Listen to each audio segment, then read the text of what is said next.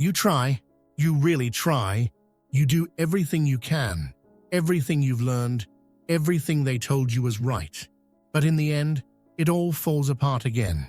And what's left is always the same silence, that quiet question echoing inside. What's wrong with me? I know, it's cruel to love with your whole heart and still watch everything break.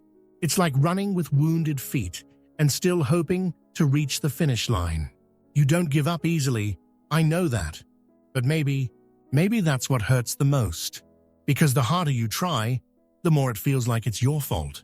Like you loved too much, or loved the wrong way, or loved someone who never really saw you. But what if the problem isn't the love you feel, but the place inside you where that love is coming from? What if, deep down, what you call love is really an old wish, a hope that someone will finally heal the wound no one ever cared for? Sometimes, what we call love is just an echo, a cry for comfort, for being seen, for someone to stay. But echoes don't hold you. They don't touch you. They just repeat.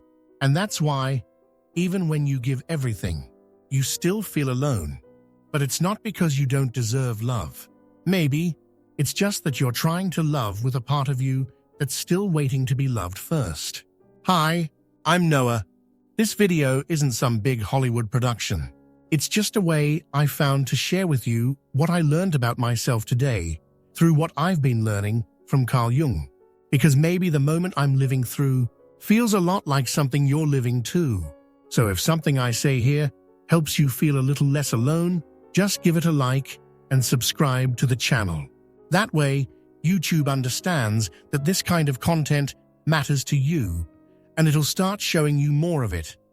Sometimes it feels like you're living the same love all over again. A different face, a different name, same intense beginning, same slow collapse. And you ask yourself, what's wrong with me? But maybe there's nothing wrong with you. Maybe what keeps repeating isn't the mistake, it's a calling, an echo from within. Because love, so often, is the mirror where your hidden pain finally shows. That old wound you've hidden so well for so long, you barely remember when it first began to ache. Jungian psychology talks about the shadow as the part of us we don't want to see, but it always finds a way to show up, especially in love. The other person becomes a mirror of what we've tried to bury, a hidden way to reunite with the pieces we left behind. And no matter how hard the heart tries, it ends up loving through broken parts. Because love awakens symbols that come from the personal unconscious. Images, longings, fears, all of it mixing together when someone touches your soul. Sometimes what we feel for someone isn't just love. It's a complex being triggered, an old emotional memory trying to repeat itself.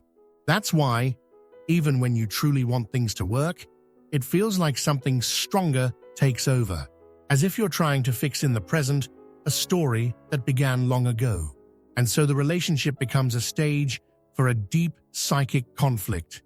What you want, what you fear, what you need, all tangled in a mess that hurts and confuses. And when that happens, guilt shows up like a weight on your chest. You start to believe that you're the problem, that you love the wrong way, that you ruin everything. But guilt is really just a reflection of a repressed emotion, a part of you that hasn't been seen with compassion. Because the emotions we can't name turn into behaviors we don't understand. You project onto the other what you can't yet accept in yourself, and you call that love. Deep down, you're not failing at love. You're unconsciously trying to heal an old wound. But that healing doesn't come from the other person. It comes when you recognize the hidden parts of yourself.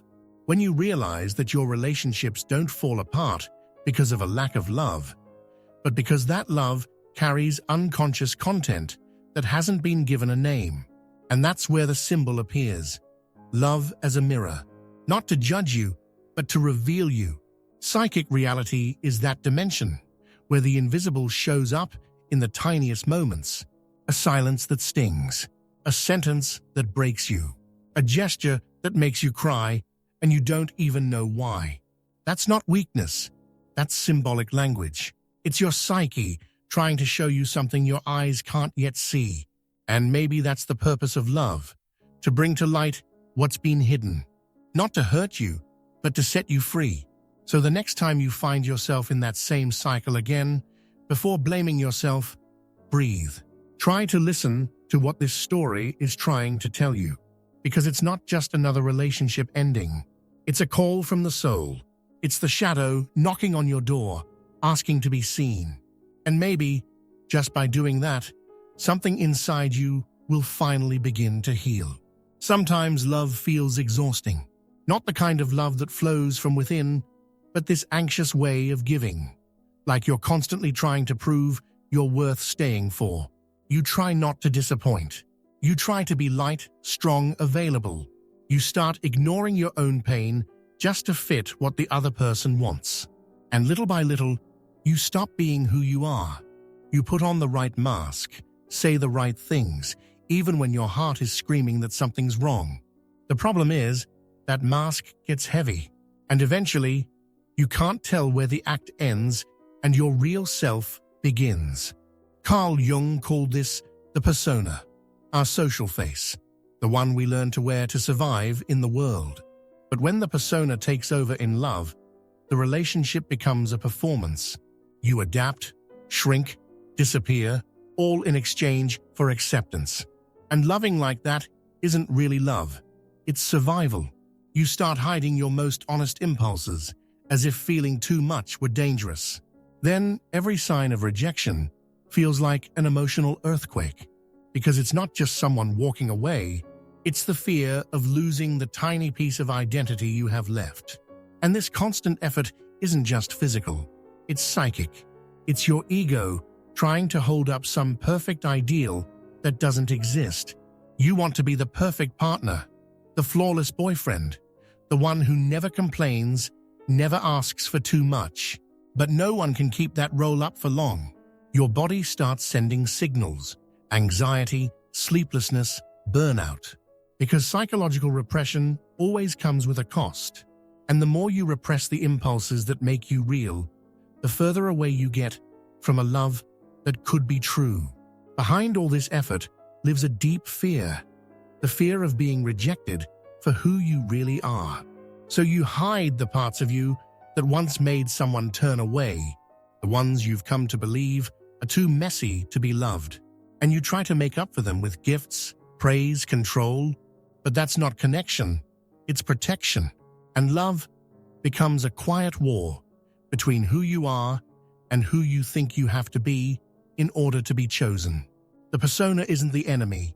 It has a role. It protects. It organizes. It helps you move through the world. But when it becomes the center of your relationship, the shadow grows in silence. The hidden self starts to scream in the spaces between your words.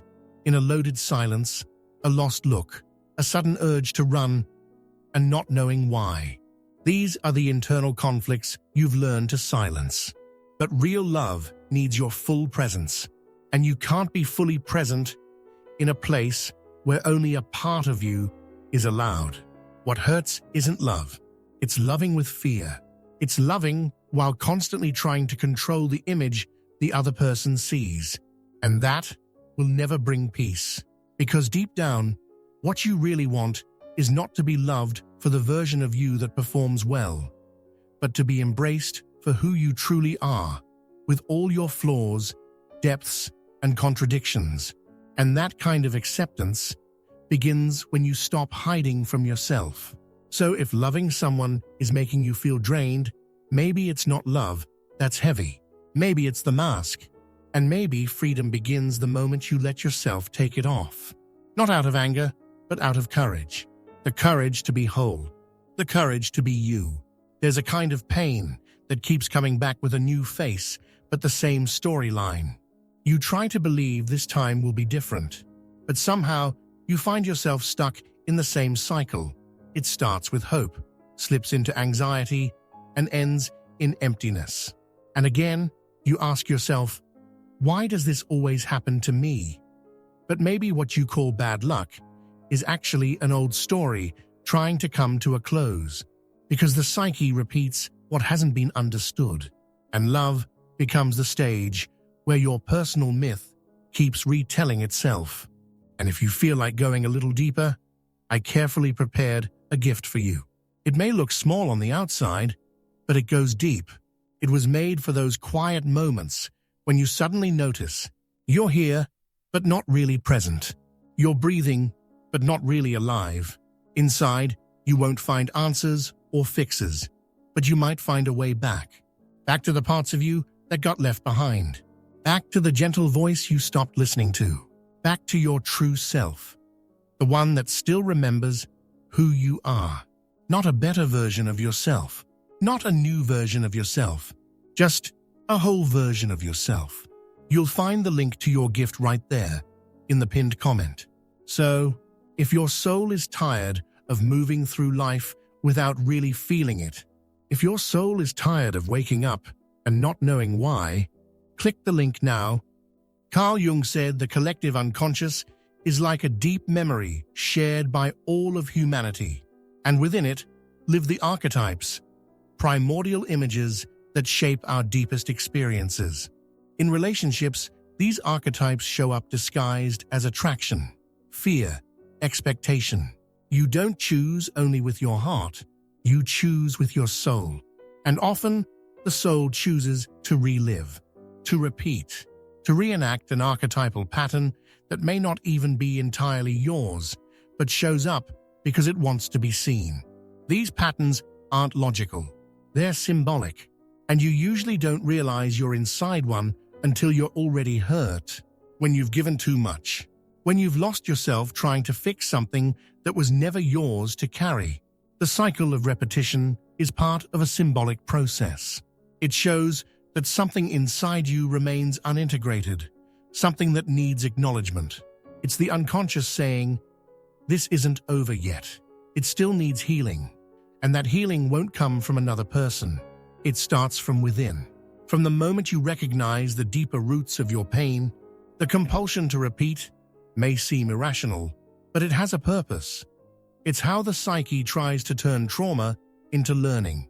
The same painful story returns again and again with recurring symbols, the same kind of partner, the same fear of abandonment, the same internal struggle, because the unconscious believes that if you go through it one more time, maybe this time, you'll do it differently.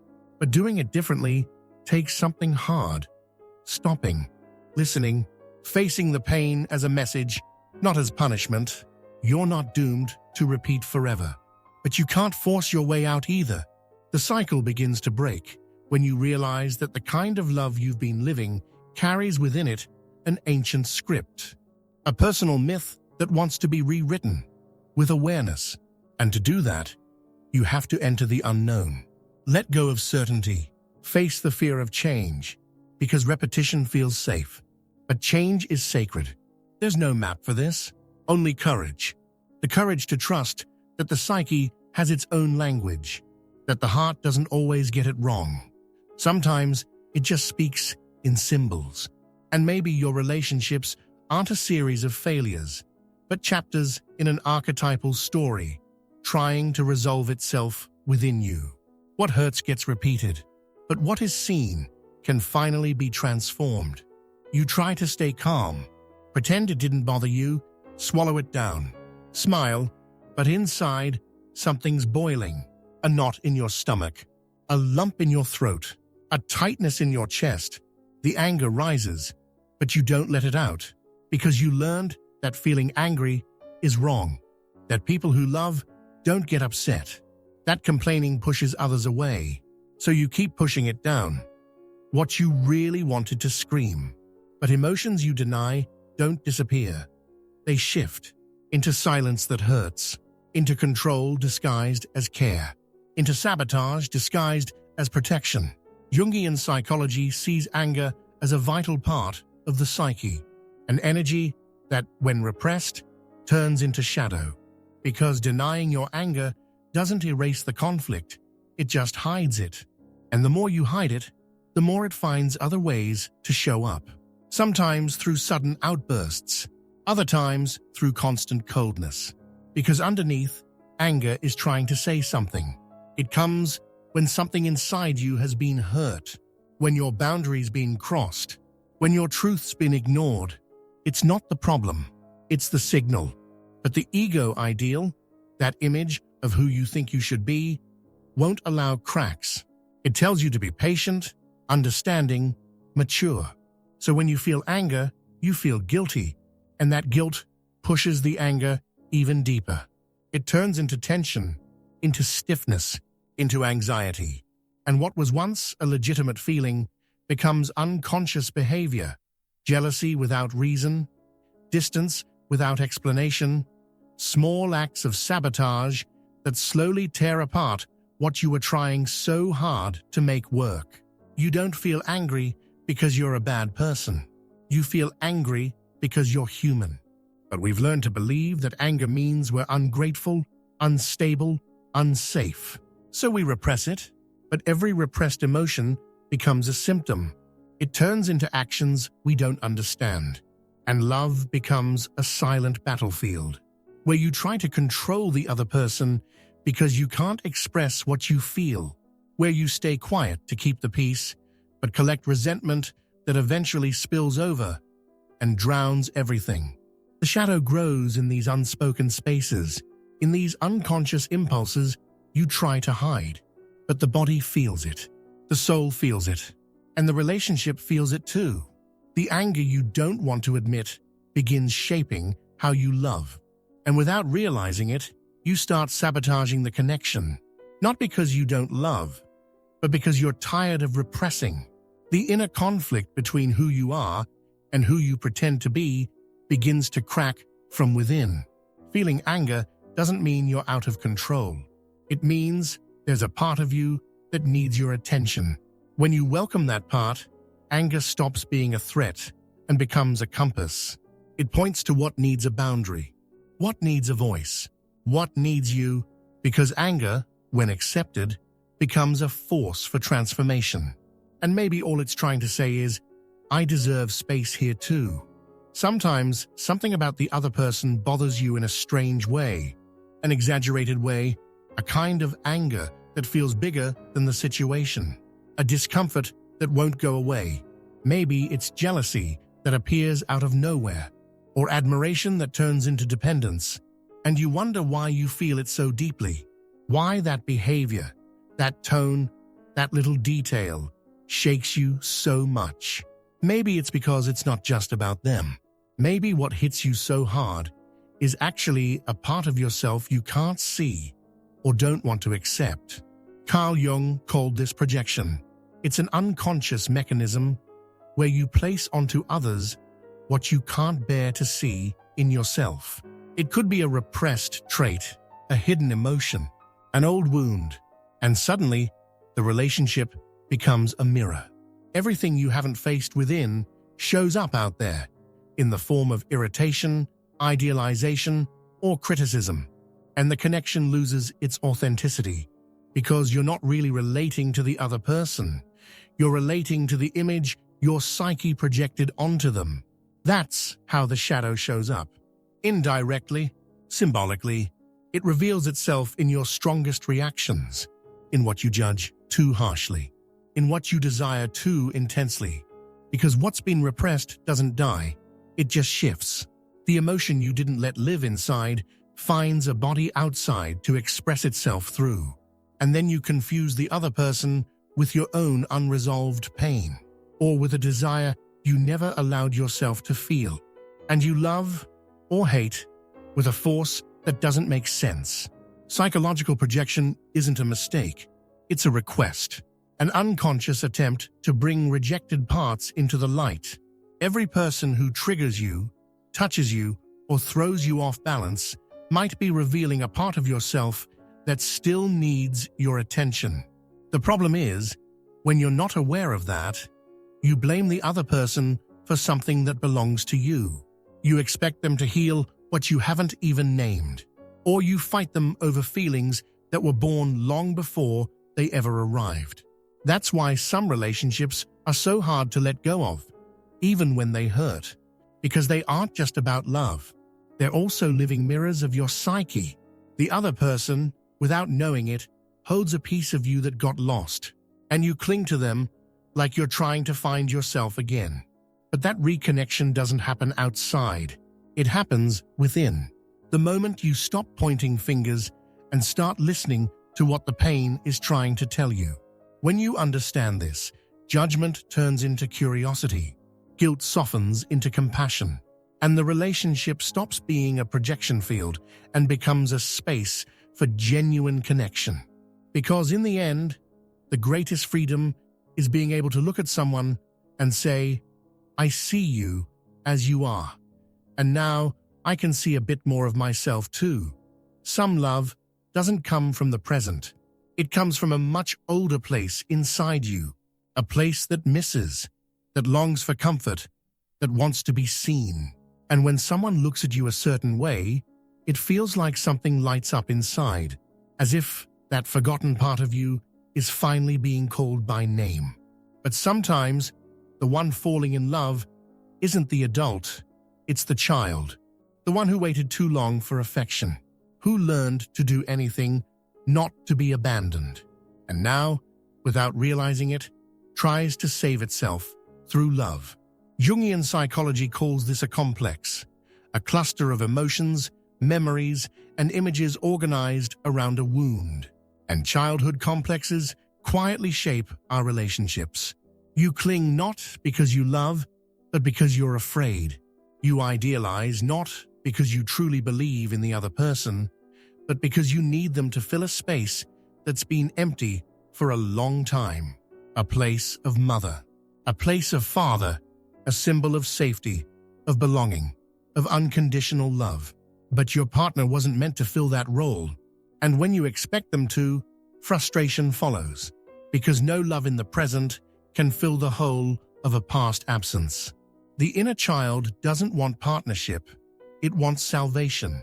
It wants comfort, but also control. It wants love, but fears rejection. And this quiet conflict turns the relationship into a field of impossible expectations, where everything the other person does or doesn't do becomes proof of love or proof of abandonment. The shadow plays strongly in this kind of love, because the longing isn't just for the other, it's for the healing of an old pain. And that pain comes with unconscious drives. You start asking for too much, expecting too much, suffering too much, and you don't understand why. But it's the wounded child running the show. She shows up in overreactions, in constant insecurity, in the need to be reassured over and over again that they're not leaving. She wants love, but doesn't trust it, because she's been left before, ignored before, taught that love must be earned. But the inner child doesn't need to be hidden. She needs to be heard, because as long as she's ignored, she'll keep trying to heal by reaching outward. She'll keep using love as an escape, and you'll keep believing you need someone else to feel whole. But you don't. What you need is to come back to yourself, to sit with that part of you and ask, what are you trying to tell me? Because sometimes what feels like neediness is just longing for yourself. There comes a time when you just can't run anymore. The same pattern repeats. The same emptiness returns. The same ache shows up, even in different stories. And you realize maybe the problem isn't the other person, or the relationship, or the world. Maybe what hurts is coming from a deeper place, a place inside you that's always been left out. The shadow, that forgotten, rejected, silenced part. And that's where real shadow work begins, when you stop running and start listening to what that darkness is trying to say. Facing the shadow isn't pretty at first. It's uncomfortable. It stirs everything up. It brings forward impulses you've tried to deny, desires you've hidden, memories you've pushed away. But at the same time, this confrontation holds truth. The truth about who you are, about how you love, about what you hide from yourself in exchange for being accepted. And that truth, when welcomed, heals. Because what hurts isn't the feeling, it's the refusal to feel it. You begin to see that the other person isn't the source of your pain. The relationship just revealed what was already inside. The unconscious projections start to fall away. So do the masks. And for the first time, you see yourself clearly, not as an ideal, but as human, full of contradictions, messy impulses, and hard truths. And that's okay, because only those who dare to look at their own darkness can ever find true light. To integrate the shadow is to welcome the parts of yourself you've rejected, to accept that you feel anger, envy, fear, longing, that you make mistakes, that you sometimes manipulate, that you run away, not to feel guilty, but to feel free. Because when you allow yourself to be whole, your relationships change. They stop being stages for projection and become spaces for real connection. The other person stops being a threat or a savior. They become what they are, a human being, just like you. Psychological healing begins when you realize that pain has meaning, that discomfort carries a message, that your inner darkness isn't a place to avoid, but to explore. Inside, it lived the answers you couldn't find out there. Inside, it lies the origin of the cycles you want to break. And it's in that deep dive, difficult but necessary, that a new version of you begins to take shape. More aware, more grounded, more free. Shadow work never really ends, because we're always uncovering more of who we are. But it does have a beginning, and that beginning is now. It's the moment you stop escaping, when you choose to listen to what hurts instead of numbing it, when you look in the mirror and for the first time don't look away. The beauty of all this isn't in being fearless. It's in having the courage to move forward, even with fear, because that's where true transformation begins. Loving can be many things. It can be escape. It can be neediness.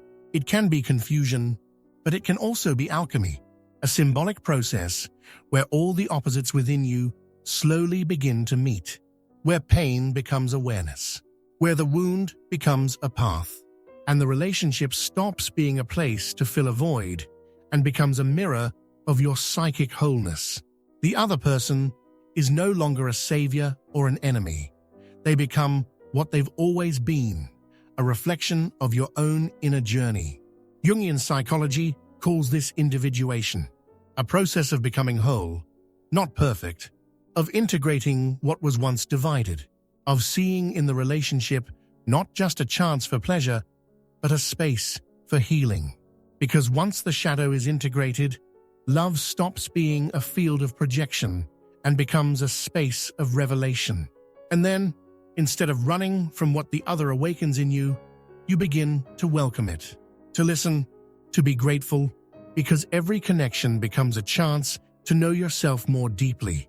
Inner alchemy isn't magic. It's a process. And like any process, it takes patience, courage, presence. It asks you to let old ideas about love die and to be reborn with ones that are more true. Because the kind of love that heals isn't the one that comes without pain. It's the one that holds meaning, that reveals, that transforms, that makes you realize that to be with someone else, you must first learn to be with yourself. Psychological healing happens when you stop using love to hide and start using it to reveal, when the relationship becomes part of your symbolic journey, when the other person stops being your fate and starts being your path. And this path isn't always easy. Sometimes it hurts, sometimes it's exhausting, but it's real because it comes from within, because it doesn't try to fix anyone. It simply walks alongside, and that changes everything. Love, when lived this way, becomes a temple, a sacred place where two inner worlds meet, not to lose themselves in each other, but to strengthen one another, to grow together, to break free from roles, from masks, from repeating stories, and to open up to something new, a bond that doesn't suffocate, doesn't trap, doesn't demand salvation, only presence, only truth, only meeting. And maybe that's the greatest alchemy of all, turning fear into trust, emptiness into presence, shadow into awareness, and love into a place where you can finally rest. Not because everything is perfect, but because for the first time, you are whole in it. And if something I said reminded you of your own story or stirred something inside you, feel free to share it in the comments. I'd really love to hear it. What you have to say matters, not just to me, but maybe to someone else who's going through something similar. Sometimes, putting it into words is already part of the healing. If something inside you still wants to understand yourself, there's another video waiting for you on the screen. And maybe what's in there is exactly what you've been needing to hear. Click it, if that's where your soul is asking to go.